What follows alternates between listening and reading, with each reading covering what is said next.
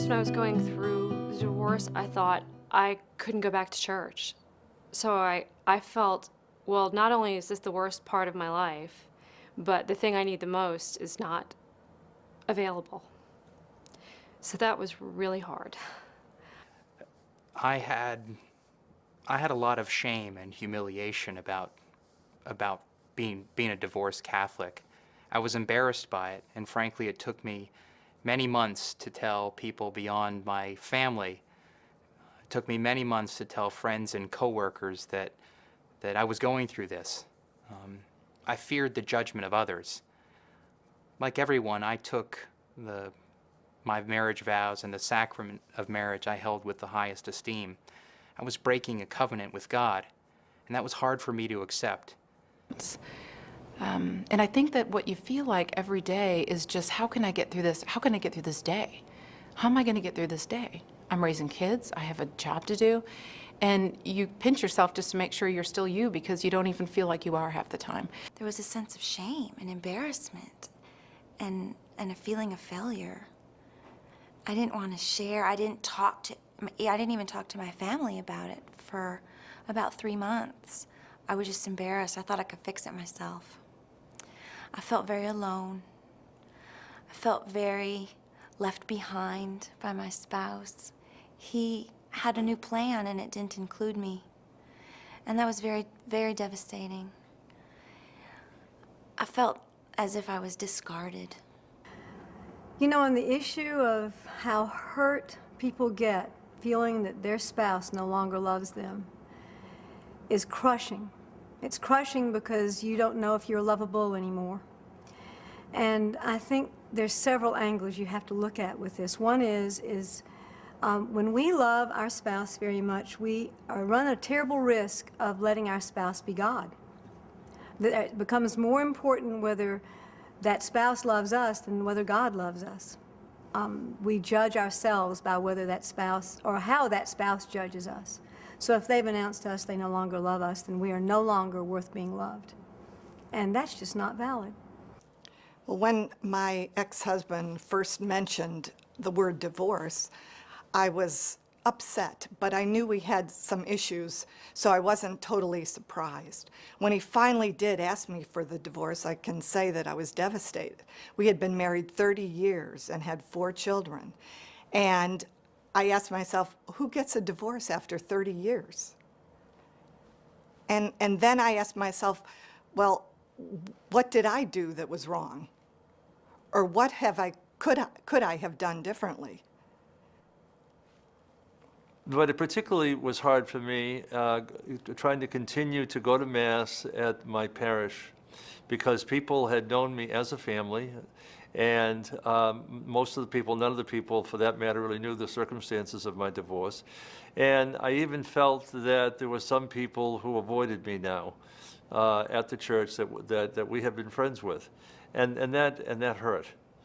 It also what was very hurtful for me, at least, was the fact that my neighbor across the street, she now wouldn't allow her son to actually continue his friendship with my son. And it made me feel that maybe, the neighbors were all talking behind my back. And it just made me feel like a failure, because people who have not divorced don't understand what divorce does, and how in many cases it's not something you choose.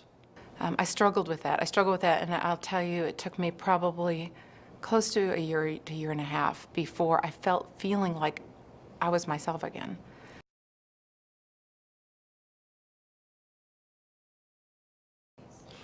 Well, I have found that being divorced is difficult, especially for Catholics. But I have found that the Church is both open and receptive to divorced Catholics, particularly those who choose to stay close to Mass and to the sacraments, and to continue in any ministry that they may have been involved in. For me, I continued to be a lector and to be a Eucharistic minister, and to continue in a particular ministry that I had been involved in before my divorce. And by doing that, I was able to feel accepted by those people who actually knew me and kind of knew my circumstances, and that was very comforting. Well, I can tell you one of the turning points for me was, of course, my parents and my siblings were wonderful throughout this. They were so supportive. They were great listeners. They were a wonderful support system. I call them my angel network, because no matter what time of day, I could call them and talk to them about anything I was feeling. They would listen. The good thing was they were honest with me. They wouldn't just say, "Oh, Kara," you know, they wouldn't just say, they wouldn't just listen. I mean, they would give me positive feedback. And the best thing, I think, that helped me, my turning point, was when my mother told me that God has chosen me as a tool for Him to help other people in one way or another. I was serving a purpose bigger than anyone knew. And it's so true. And it really made me realize the blessings that I had been given, and it made me see, okay, this is starting to make sense. He's chosen me, and what a gift. What an incredible feeling of feeling special. I needed that. I needed to feel special. As I think about it, my mind goes to St. Paul's letter in the Corinthians where he talks about love. And, he talks about there are three elements, really. One is faith, one's hope, and the other's love.